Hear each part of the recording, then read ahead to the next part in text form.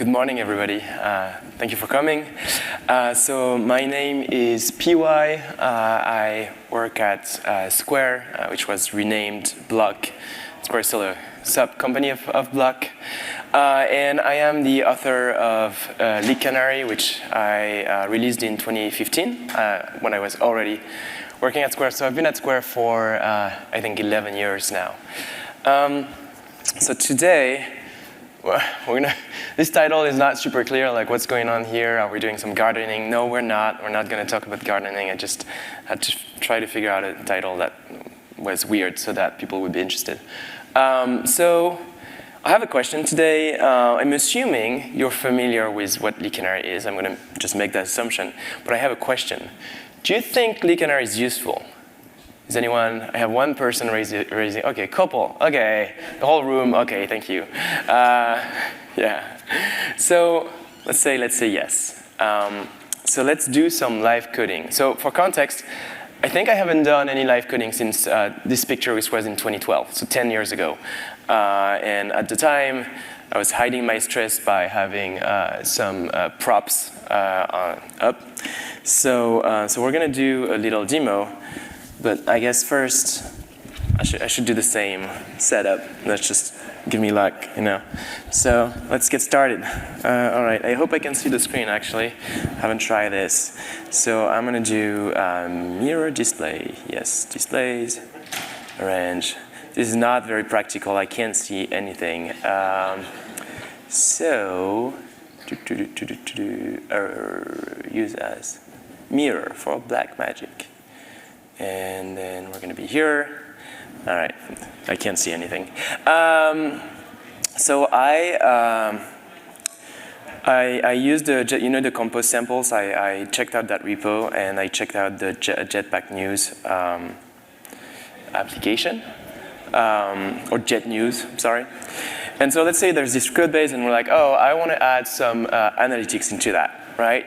So I guess the first thing we're going to do is we're going to create a new class. We're going to call that Jet News Analytics. And the thing we want to do there, sure, why not? The thing we want to do there is we want to log, let's say we want to have analytics for navigation. So we want to log whenever we get a navigation, right? So what we're going to do is we're going to need a nav controller, which was the name of the class. It's nav host controller, right? So we're going to say, hey, this Jet News Analytics is going to need, and I should do, sorry. This will be better, I think. Is that presentation? What are you doing? That's a weird presentation mode. It was nicer on mine, but I guess this is what we get. It is what we get. Okay. So the nav controller is a nav host controller, right? So we're getting this. And then we want to, say, listen to that navigation. So I think it's set on, set something, listener, destination. Navigation, listener. I don't think I got the right one. Did I get the right one? Set.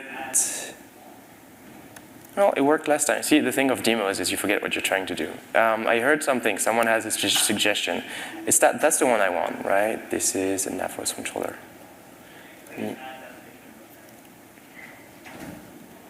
Something about presentation mode? Add. Yes, thank you. All right, it's going to complain because the parameters are wrong. So we're going to say, hey, yeah, sure, add this stuff. And OK, we have a navigation. We're listening to navigations. And let's say that we want to keep track of those navigations. So we're going to have navs is a mutable list of. And then here we're going to say, well, I actually want both the destination and the bundle. Why not? So I'm going to say, oh, it's a pair of, what is it, nav destination. Thank you, whoever had the answer to my problem. This always happens. So we're going to say, hey, I'm gonna add my nav destinations and the bundle. Why not? All right, so that's it. So, and then I guess I need to use it, right? So we're going to go back to this, and we're going to say, hey, here, remember based on the nav controller, and I want to do this and pass it in nav controller, right? And so now if I run this, and I think I need to maybe exit presentation mode to kind of see this thing, it's building. Oh, kind of need the internet. So there's that. Probably, I don't know how Gradle does these things these days. Hotspot. Yeah, okay, it works. It doesn't need the internet. We'll see later. But anyway, you can't see much, right? So I'm going to close this up. Close this up. All right, so this is the Jetpack Compose Jet News app, right? And so as I'm navigating around, we're logging to this Jet News analytics, right? So I'm just going to do this a couple times. And if I was to put a breakpoint, attach debugger, I'm just going to navigate around again. It's going to tell me, hey, we're calling this. And then you can see that, well, I'm in Lambda here. Can I have access to? Oh, it's being too. I was trying to get to that class, but I'm not able to find it this way. No, maybe here. No, I wanted to show you this thing. Anyway, the point I'm trying to make here. So, show of hands, who thinks this is fine? Like this is actually perfectly fine code. And please don't tell me that I did something wrong with Compose, because I don't know Compose, so that's very possible. So, yeah, obviously if I'm asking the question, it's because something's wrong. But what is wrong here? The thing that is wrong here is that every time we navigate, I'm adding something to that list, right? But I'm never, and it's half-baked, right? I didn't do something with my navigations, like ideally I would upload them. But the problem that I have here is I am constantly adding to that list without ever removing from it. So that list will grow indefinitely as I navigate. And that is a problem, right? So I'm going to go back to my slides for 1 second, which I think means I need to do this again, stop mirroring, and then we're back to this, and we're going to do this. And all right, so what happens over time when you have things like this where you just keep adding to a list and you never clear it, a list, an array, a hash map, whatever? This happens. So this is actually, so in production currently we capture memory usage of our applications. This is just real data from one Square device, so not the Jet News example, but similar type of problem. And so you can see that the Java heap size, it grows up and to the right. It goes up and down because the GC will clean things up, but over time it keeps going up.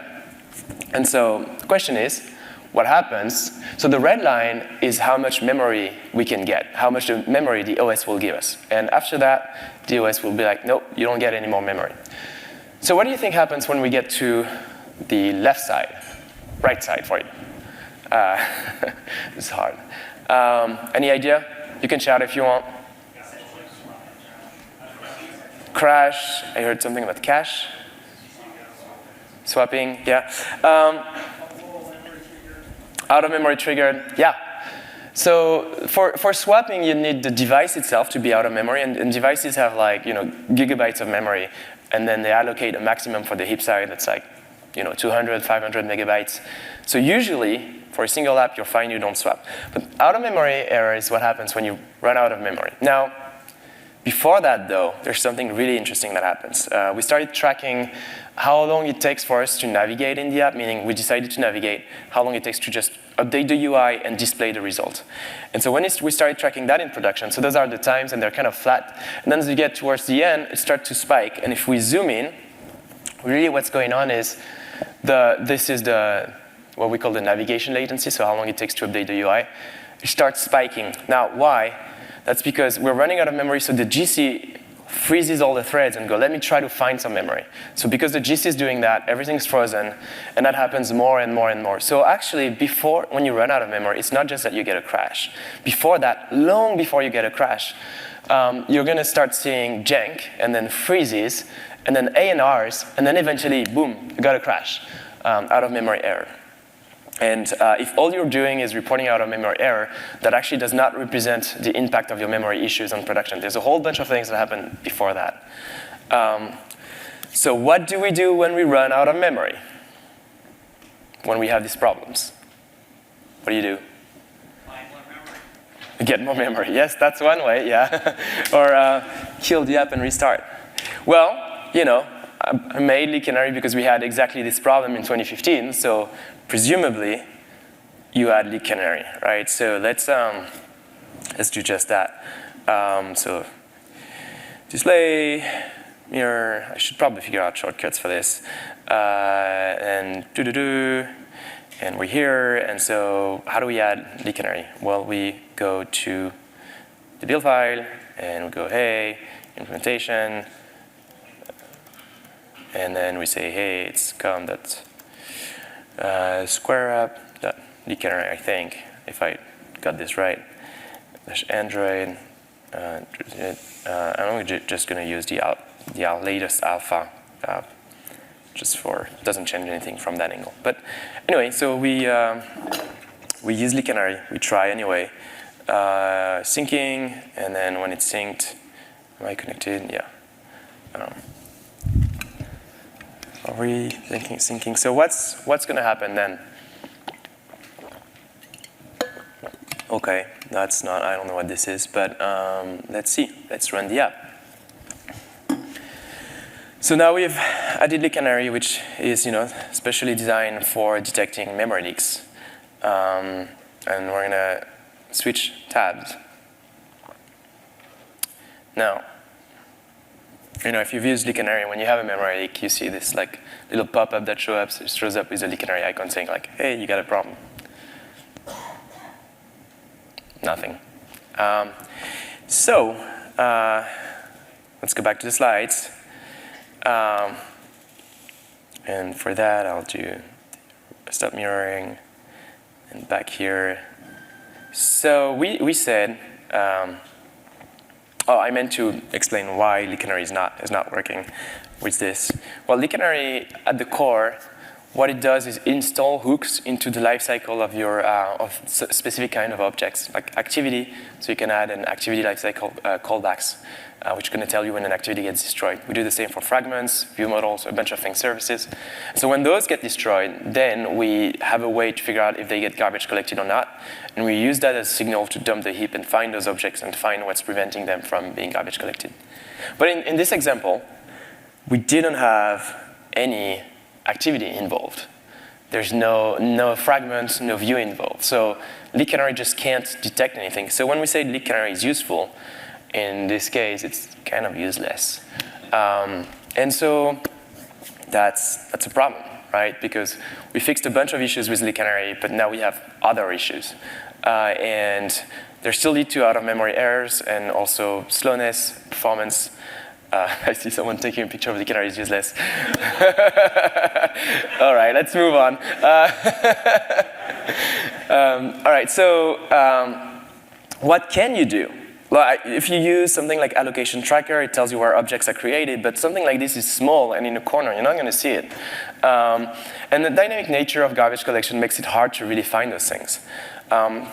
So I didn't know what to do and really didn't think we could do anything about this. And then I found another piece of software that uses a lot of memory. Can you think of something that you use as Android developers, like on a daily basis, that requires a lot of memory?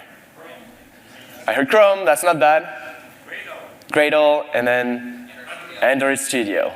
So yeah, all great examples, all memory hogs.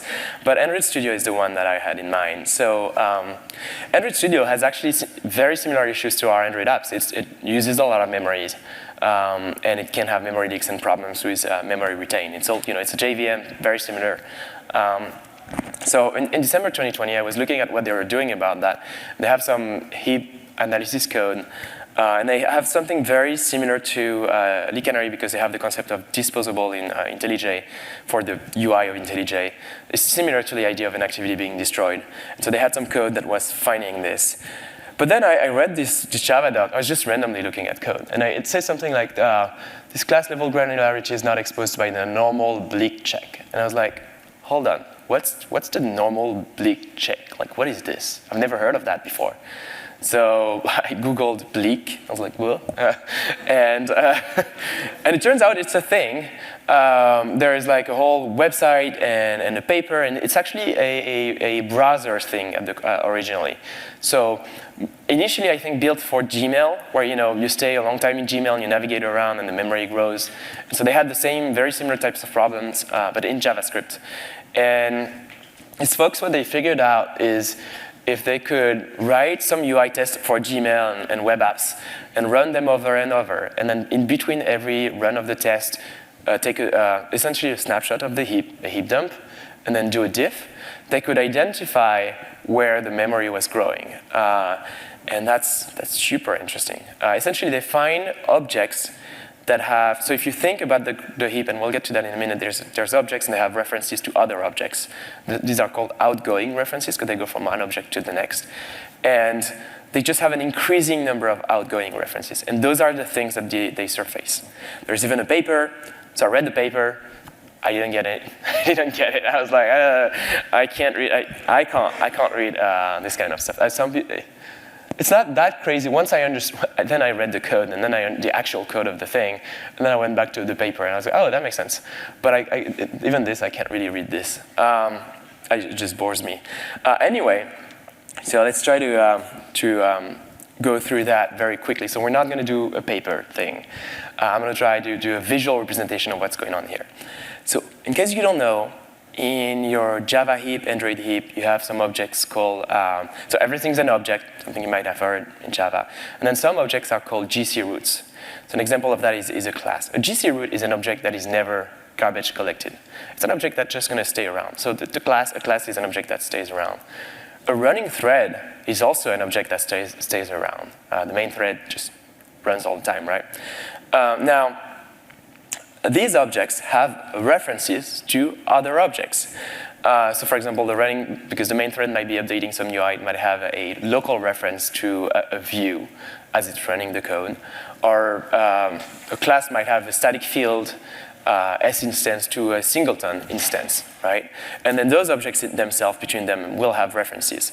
So this is a graph. But don't be scared. We're not going to do graph math. It's all fine. It's all just pretty pictures. And so you can imagine there's there's millions of these kind of things, like objects, references between them. Now the key thing is the orange boxes, the GC roots. The GC roots is what holds everything together. And so let's look at more objects. So what about these in the bottom left corner? It's 3 objects, they all have references to each other, but they're not connected to, the GC roots can't reach them. So these objects are called unreachable. And what it means is they will be garbage collected by the garbage collector because nothing is holding on to them. So the way that, I probably shouldn't do this right now, but let's see.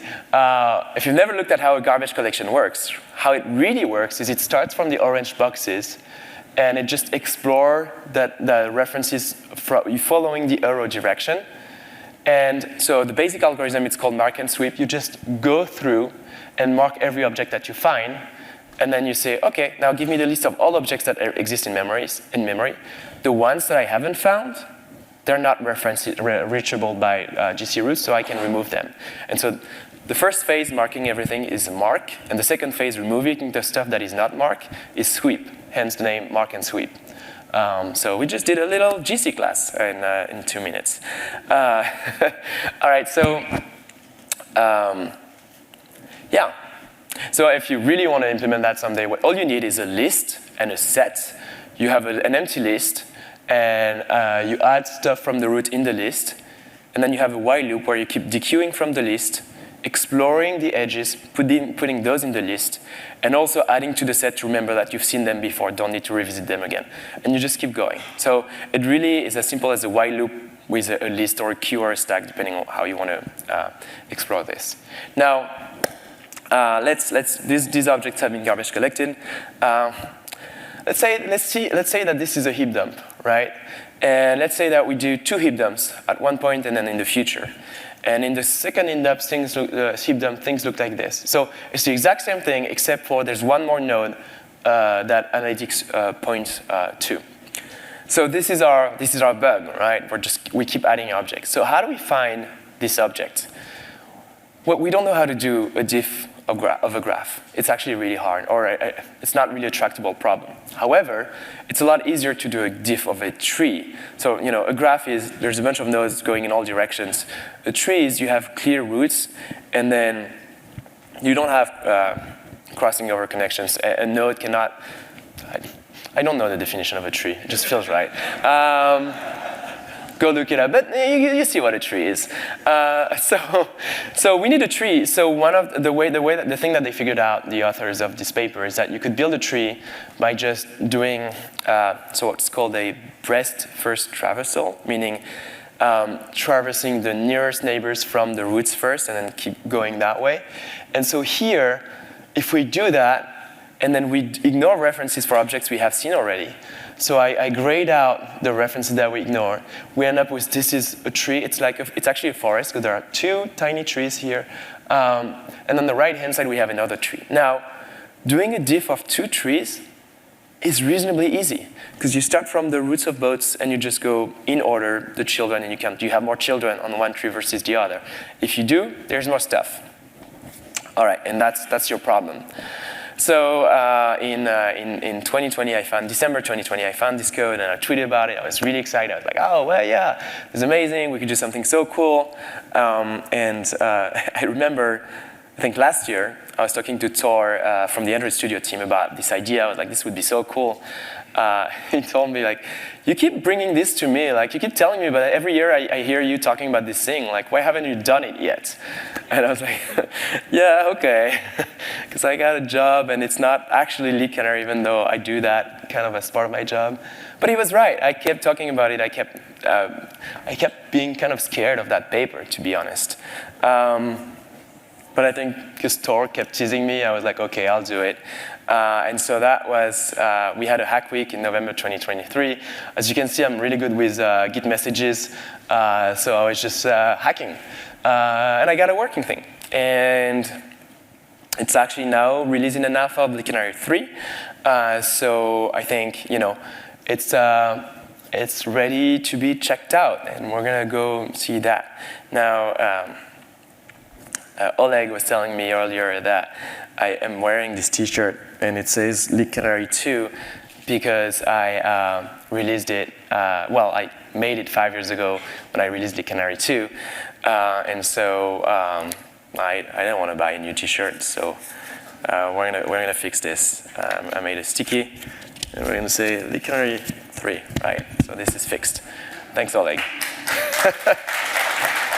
All right, let's do more live coding. Let's see. What are we doing? Yes, what are we doing? We're switching so that you can see what I'm doing. And this is the actual interesting part, I guess. Although you did learn how to GC today, so that's good too. All right. So we're going to need to write a scenario that we loop on, right? And so, so the first thing we need is a couple more dependencies.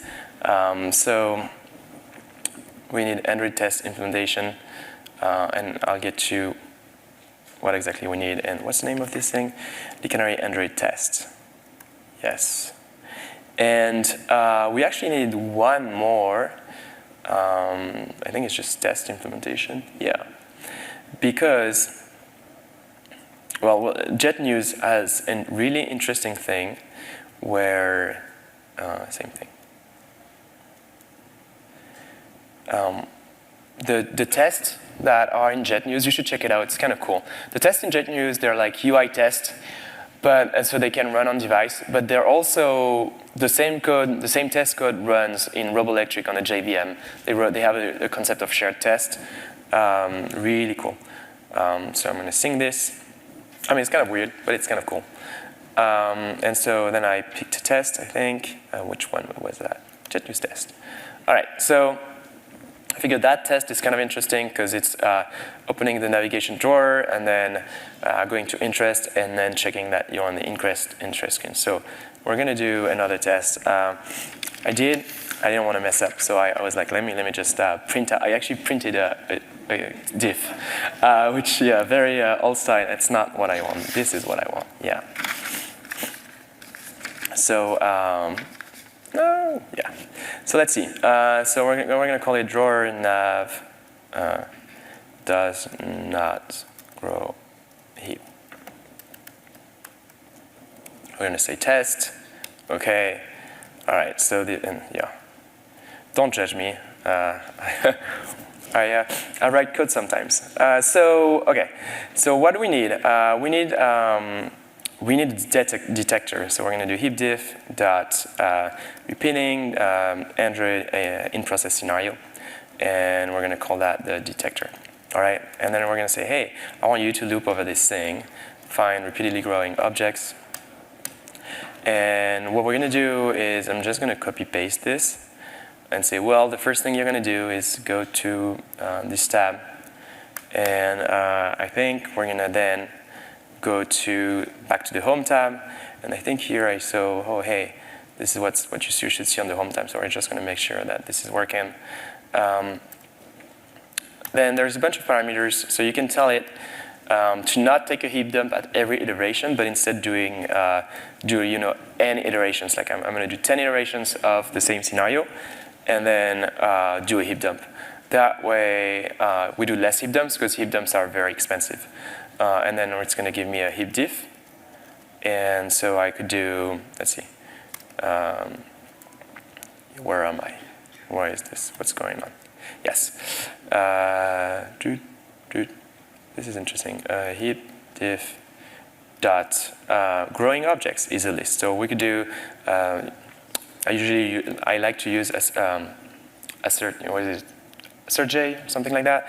But it's not in this repo, so I'm just going to do assert equals expected is empty list of growing object nodes, and then on the right hand side I do this thing that I had here. All right. I didn't figure it out. Because of the weird shared test setup, I couldn't figure out how to run this test from the IDE. Oh, yeah, no, that was not what I meant to do. You don't want to see my password right now, I think. So we have our test. So it's essentially what it's doing at the core is just doing this, right? It's just doing this, switching back and forth, and then checking did the memory grow. So now, this is, if I type this right, this is going to run, and we should see it. I'm just going to wait for it to compile. Hopefully everything's fine, no demo effect. And I have about 8 minutes left, so better fast. Executing. What is it doing? Yeah. Right. So it's just switching back and forth. Those tests are running really fast. That's kind of nice. And then it's going to stop because it's doing a heap dump. And it's going to do a bunch more. I think I made it do 5, so by default, that might take a while. So, hope you have time. So this test can run with Roboelectric as well.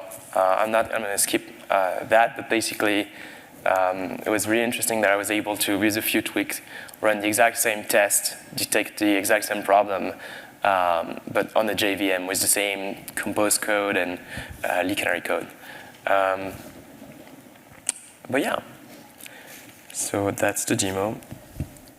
Good time to take a break, drink some water.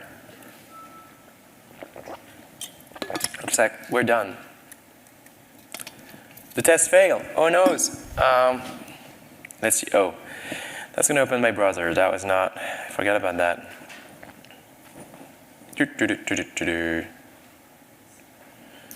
Okay. Cool. So what is this? Well, this is our problem. If you look right here, it's saying, hey, this jetnewsanalytics.navs, that field, has a growing number of children. It had, in the last iteration of the heap dump, it had 101 objects, including 20 new objects. So remember, we did 10 iterations, so 2 new objects, and it's pointing to it being a pair. That's just a stack trace of the assert that we did. So essentially, we did an assert on this. So it's telling us you expected an empty list of growing objects. You got this list instead. And then the toString happens to print this nice thing. And this is a pass from GC roots. So here, and that's just to give you a little bit of context, there's the test thread that has a reference to a class loader. It's essentially a chain of references up until, thank you. And so up until the recomposer, so we get into like compose internals, but eventually the slot table. If you watched any talk about compose and internals, you've heard about the slot table, and they love to talk about it and how maybe sometimes it's going to be replaced by something better. But anyway, it doesn't matter. What ends up happening is we see our Jet News Analytics class that we wrote, and we see the problem here. So it works. And that's pretty much the demo. So let me see. Do I want to run this with, let's see if I can, oh, let's not run it with Roboelectric just yet. I'm sure that's going to fail somehow. I don't want to tempt fate. All right, so back to this. All right, so we built this. Then I built it, I used it in our internal code base at Square. So, we're a point of sale, right? So there's a cart, and you can add items to the cart, and I wrote this test that essentially just adds brownies to the cart, and then clears the cart, adds brownies to the cart, just repeating that. And I was like, yeah, I'm just going to pick up a really simple example just to start trying it out. And of course, the tests fail. And of course, we had already had bugs just in that random spot that I picked. And so we fixed them. We fixed a bunch of bugs. That was annoying because I kept trying to merge that PR to add that test, but I couldn't because we had actual bugs to fix. Interestingly, one of the bugs we found, we were able to write a unit test for it. So this is the exact same principle and very similar APIs, or actually identical APIs, but this is running in a JVM, and it's checking that. So we had a problem where when we pressed back, it would just keep accumulating objects in this back handler dispatcher. So we wrote a test, it was failing, we fixed the bug, and then the test was passing. And so that was kind of interesting because it runs on a JVM, so much faster than as a UI test. Somewhat interesting thing is there are different ways to configure these detectors. And so here, this is saying, hey, you're going to store the heap dumps in this special folder, and the reason for that is because that folder will get uploaded in CI, in our CI. So it's kind of interesting because then we have access to the heap dumps. But because storage is expensive, there's a strategy to zip them. So I wanted to show that there's a bit more things you can do. So anyway, I did it with Square. It was working, and I was like, well, this is great for us, but is it useful for more people? How do I find out if it's useful for more people? So I was like, well, I should pick another app. And if I ask someone to do it in their app, it's going to take forever. So I'll just pick one and do it, right? So I picked Slack, and I didn't ask for permission. And they weren't mad when I told them. So I'm really glad that no one was mad. But I was like, oh, I hope I didn't make anyone mad. So I picked Slack. I was like, and I need to do this thing that's going to take heap dumps. And on Android, you can only take a heap dump on a debug app. I don't have Slack debug application, right? I don't have the sources. But what I realized is if you're using a user debug Android build of the OS, then you can dump the heap for every single application, whether it's debug or not. And it turns out if you have an emulator that is a non-Play Store emulator, like doesn't have the Play Store, then it is user debug, which means what I did is I pulled the Slack application from my real phone and then installed it on this emulator, and then I was able to do this. It's kind of cool because it means you could do it with any app and have fun with them. So what I did, I wrote a UI automator scenario. So today we saw sort of like 3 different use cases. We saw JVM unit test, we saw Espresso UI test. This is UI automator. So UI automator, Espresso UI test, they run in the same process as your app usually. UI automator, it runs outside, and it's almost like someone's tapping on the screen, but without any insights into the internal state of the application. And so this is very similar to the example we just saw. It's just switching workspaces between 2 Slack workspaces, and just clicking and switching.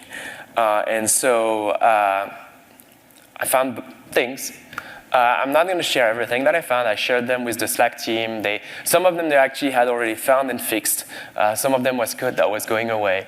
This one, I just wanted to share one thing that was kind of interesting. Like this one was showing me that, so the output is not necessarily super clear, but it's showing that there's an increasing number of threads every time we switch. And I started digging, and so there's you can actually if you don't know, on Android you can see the thread names for a single app by doing adb shell ps-t, and then some grepping and whatnot. And it was showing me, the file upload manager thread keeps increasing. And so it turns out that was a real bug that was getting fixed. So the team addressed that. If you're curious and want to read more, I wrote a blog post on that. I'm really proud of this header image, to be honest, because like turning the LeakCanary logo into a Slack icon, yeah, it turned out pretty good. So you can read that if you want. But more importantly, this is still an alpha. It's a test tool, so it's not going to break your production or whatever. But I am actively looking for feedback. So please try it out. You can see the latest release at the changelog, file issues, and you can reach me on social media. Oh, and I should mention, we do have, I know the economy we're in, I know the climate we're in, no one's hiring, everybody's firing. I do want to mention that Square employees can work remote, and there is no back return to office BS policy at Square. So we do have offices for people who want to work from the office, but you never, sometimes I'll go to the office, sometimes I'll stay for weeks at home. It's fine, no one says anything, because it's the right policy to have. So that's one thing. I'm not hinting at Google at all. And then the other thing is, I think we have at least a dozen open roles across North America, and maybe some more coming down the pipeline. So if you're interested, I can't promise that you're going to be working on LeakCanary, and you probably wouldn't want that anyway. But we're hiring. And with that, I don't know how much I have. I have 4 minutes for questions. Well, thank you for listening first.